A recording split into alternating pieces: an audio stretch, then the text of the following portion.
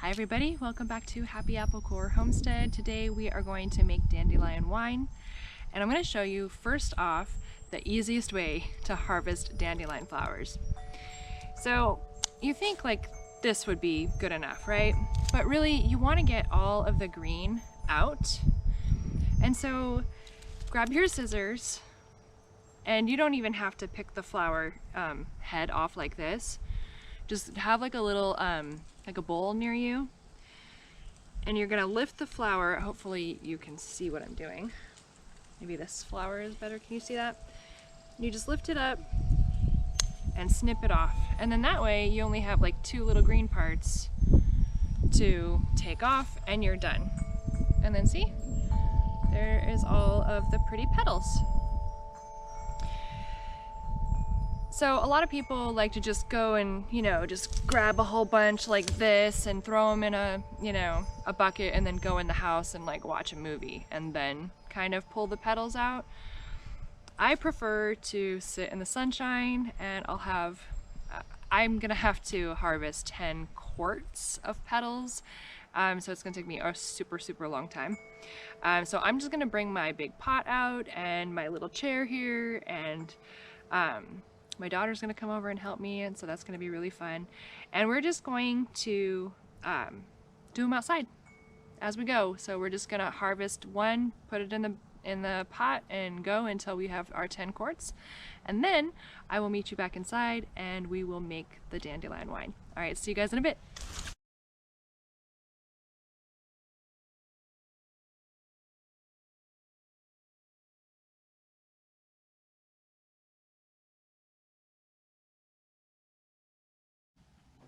We are back. It actually took 2 days to get all of the petals that we needed. We needed 40 cups, and that's what I have here. And I'm gonna just jump right in and tell you everything that I have here. And some of these things you may or may not choose to use. It's completely up to you. There are lots of different ways to make dandelion wine. This is a 5-gallon batch we're gonna do, so I've got quite a large bucket over here. Got my 40 cups of dandelion petals. You want to keep the greens out, so just the petals, and I showed you earlier how to easily harvest those. Here I have golden raisins. They've been rinsed and soaking. Normally they only need to soak overnight, but since the petals took 2 days, it's been 2 days. They're totally fine though. So golden raisins, and here we have 10 inches of ginger, and we've got 5 organic lemons and some organic orange juice. You can use any kind of juice you want. If you want your dandelion wine to be, not super dark, I wouldn't use grape juice. You can use white grape juice concentrate, whatever you want. I'm going for the orange because that's kind of the flavor profile I'm looking for. Ginger, it's not mandatory, neither are the lemons, neither are the raisins. You guys, you don't have to use any of this stuff. If you just want to use the dandelions, that's totally fine. You're going to need some wine yeast. Please do not use regular bread yeast. It will not give you the results that you're looking for. I'm going to be using tannin. You do not have to, but I'm going to this time around. This is a yeast energizer. Again, not mandatory, but I'm using it. Okay, here I have an acid blend. Now, I'm going to put the lemons in, and then I'm going to test the acid or the pH balance before I use the acid blend because I don't want it to be too far off. But probably we're going to need some. Dandelions don't have a whole lot of natural acid in them, so the lemons might not, and the orange juice too, might not produce enough to make it effective. And then here I have campden tabs. This will kill pretty much any of the natural yeast that might be in the dandelions. There's a ton of people who do not even do this step. I do, and that's just me, but you don't have to. This is really important, so write this down. If you are not using the campden tabs, you can put your yeast in today. If you're using these tabs to sanitize your wine, you will put your yeast in tomorrow after 24 hours. Super important. Okay, in front of us here, we have sanitized equipment. So all of this has been hand washed and then sanitized. I use Easy Clean. You can use Star San. There's lots of different sanitizers out there, but I highly recommend that anything that touches your wine is sanitized. I have a wine thief here. I have a big long spoon that's long enough to get into here. Of course, I've got the bucket, and then I have a bag that we're going to be putting all of our goodies in, and I have the hydrometer. This is important. It will tell you the potential content of your alcohol in the future. And one thing I don't have sitting out here is sugar. We're going to need a lot of sugar. 20 cups of sugar to be exact. So I will go round that up. I'm going to get all of these things rinsed and washed and chopped and ready to go, and then we'll jump right into the process of getting the wine started. And we're back. We've washed everything, we've chopped everything. The ginger does not need to be peeled, just needs to be sliced. The raisins, I did chop them. By the way, they're so much easier to chop if you do soak them overnight. I'm pretty sure that you don't have to, especially if you're using the brown raisins. Some people say that you should rinse them because of the treatment that they have. I don't know that that really gets anything off of them, so I'll just leave that up to you. The lemons have been chopped. I use the whole lemon, the peel, the inside, the juice, the whole thing. Some people say to just zest, you know, the bright peel on the outside and try to take out as much of the white pith as you can. I didn't do that. I'm not super worried about it. I did wash these, but oh my gosh, I have a little ant. Okay, hold on while I get this ant out of here. Apparently I didn't wash them good enough to get him out. But, all right. That was my ant. I hope he doesn't bite me. Okay, there. We'll just let him crawl around and I'll take him outside later.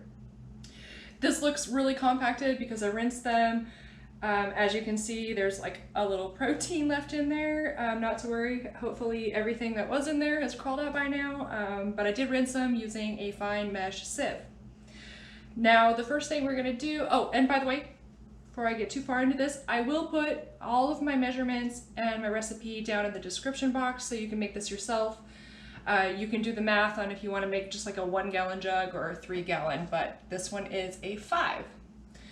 So the first thing we're going to do is hopefully get all of this into this bag. So let's just jump right in. I think I'm going to put these in first.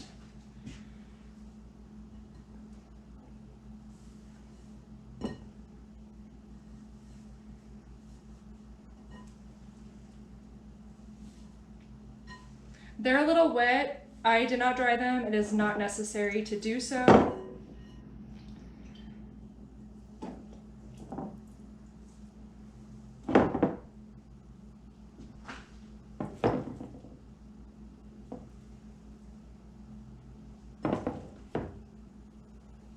My little ant friend is down here by the lemons. He's probably freaked out. Needs to go outside.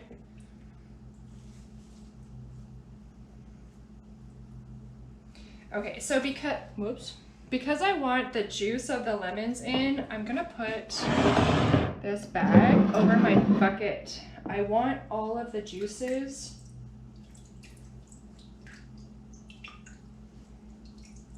to be in the wine. So I'm going to just lift it over here and go ahead and continue to fill my bag. You don't have to take the seeds out of your lemons because they're going to go in the bag, you know, if they go in the bag, and they'll be filtered out later. I'm just going to pour this right into the bag.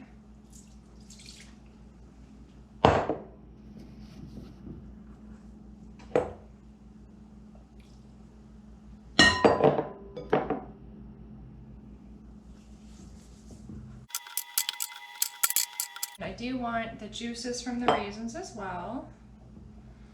I chopped them, so that's not just water from them soaking, that's like legit raisin juice. And then we'll put the ginger in, and you don't have to put these in any sort of way, like whatever works for you is fine, whatever.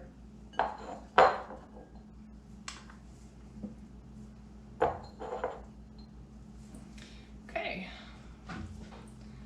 And there we go. That is our beautiful container of goodies that's going to ferment, and I'm going to tie the top of this bag. Just set it down in here, it's kind of heavy.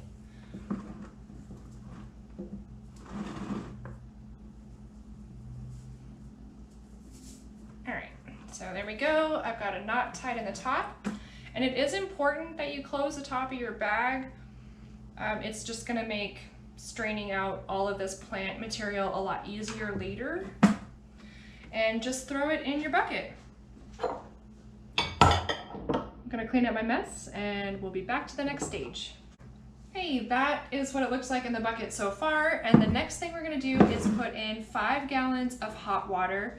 Does not need to be boiling. I have really hot water out of my faucet, so I'm just gonna use that. And 5 gallons straight on top of our fruits. Here's the first gallon. And number 2, 3,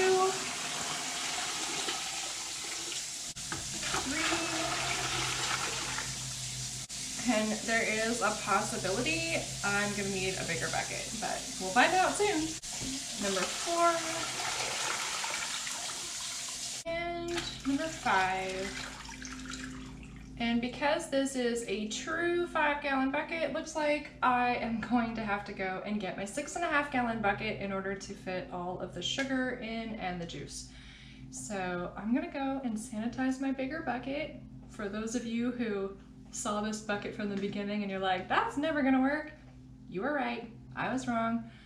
I will be right back. Okay, now that we have our proper size bucket, let's go ahead and add the sugar to the hot water and all of the petals and the fruits. And you can just pour it right in. This is 20 cups, quite a bit of sugar. And once you get the sugar in, you're gonna wanna give that a good stir.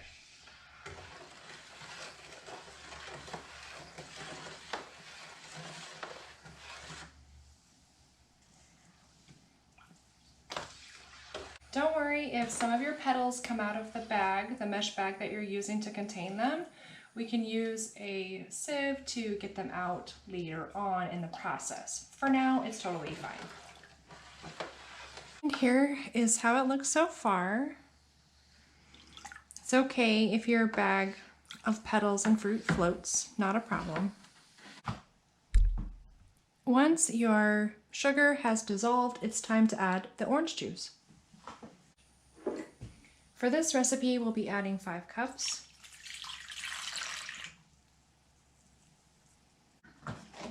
And give that a good stir.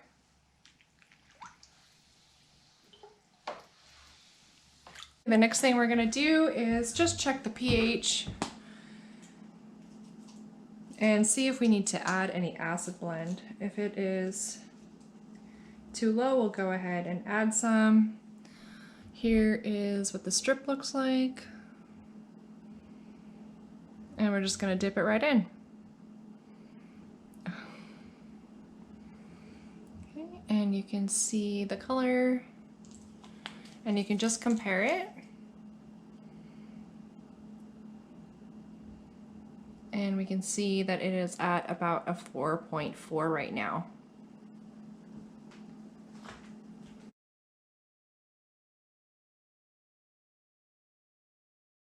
Okay, and we're gonna put in 15 teaspoons. I know it sounds like a lot, but this is an important part of winemaking.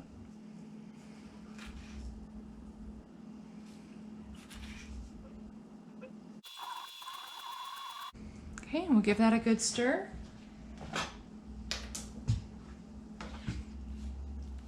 Get that all mixed in, and we will test the pH again.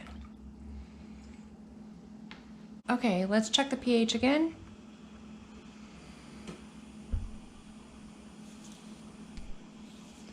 And as you can see now, it is in the appropriate range for a white wine. Campden tablets look like this, and they do need to be crushed before they go into the wine mixture. Now I find that the easiest way to do that is to put them inside of a baggie, and for 5 gallons of wine, we need 5 tabs. So there we go. put them in a baggie, and then I just take a heavy bottomed glass and squish them down.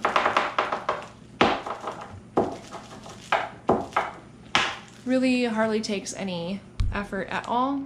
And go ahead and pour that right into the wine mixture. And we'll give that a stir, get that all mixed in there.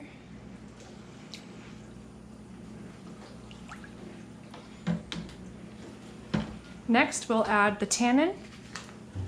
1 teaspoon and plus 1/4 is what we'll need for the tannin. Just pour that right in.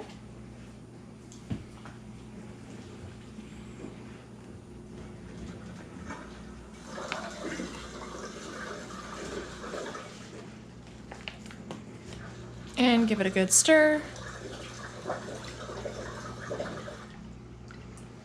And lastly for today, we're going to add the yeast energizer. Looks like this. And we'll be adding 2½ teaspoons. Now for this particular recipe, we will not be adding the yeast today. We'll be waiting until tomorrow because we use the Campden tabs, as I mentioned to you earlier in the video. If you're opting to not use the Campden tabs, now would be the point in which you would add an entire package of yeast to your mixture. At this point, it has cooled down. It's at the right temperature now after using the hot water to create the tea here. Now for today, this is almost the last step.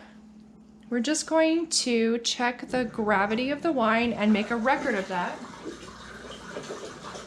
And to do that, we'll use this, which is called a wine thief. It is worth the money. Go ahead and grab one from your wine store. You stick it in here and then it holds the wine. This here is the hydrometer. It will let you know what your approximate sugar content is and the approximate amount of alcohol that you will have in your end product based on how much sugar you put into your bucket. And you will stick it with the red end down and give it a little spin as you throw it into the wine thief. So how you read your hydrometer is with the, see how the liquid kind of curves up a little bit? You want to read it at the lowest point. And you're going to want to mark that down in your winemaking journal. And okay, so this side here. Whew. So I'm going to mark this number down right here in my journal, and that will help us determine what the alcohol content of our future wine is going to be. As you can see, our hydrometer reading was a 1.076, which is going to give us about a 10% alcohol content on this batch of wine, which I think is lovely. Now, the only thing we're going to do at this point is cover it up with a loose towel. Alternatively, you can put a lid on this with an airlock.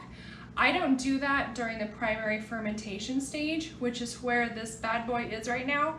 I like to just give it a little bit of extra airflow. Also, some people say you need to stir it every day. I don't fuss with that. I just put this light towel on. It's one I use for bread making as well. It's an amazing little tea towel, and it's just gonna sit here. Tomorrow, I'm going to put in the entire packet of yeast. 1 packet of yeast is good for 5 gallons of wine. You can use 1 whole packet for 3 gallons of wine too if you want to, but 1 packet is good for the 5 gallons of wine. Now I know that this is a 6.5 gallon bucket and it's full, but you'll have to remember that there is a giant bag of petals and fruits in there, which is taking up a lot of space. So that is it, you guys, for part 1 of making dandelion wine.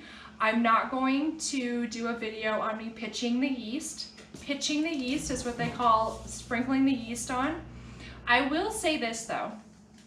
When you're researching making wine, a lot of people say to sprinkle this into some warm water and then pour it in and stir it. You guys, I don't do that. for whatever reason, it has never worked for me. So, excuse me. So this time tomorrow, it is about 4:30. So 4:30 tomorrow, I am going to lift this little towel up. I'm gonna just sprinkle the yeast on top, and then I'm gonna put this back on for 7 days. After 7 days, that's when you're gonna see me again, and we will move on to part 2 of making dandelion wine. So thank you so much for watching this video. I hope it was informative. Don't forget to check the description box for the actual recipe. I know I kind of blazed through this a little bit and made a couple of mistakes along the way. So the actual recipe will be in the description box, and I will see you guys next time. Bye!